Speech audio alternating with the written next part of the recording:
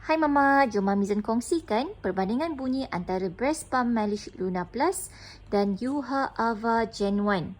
So, jom kita dengar bunyi Malish Luna Plus pada mod massage level 1.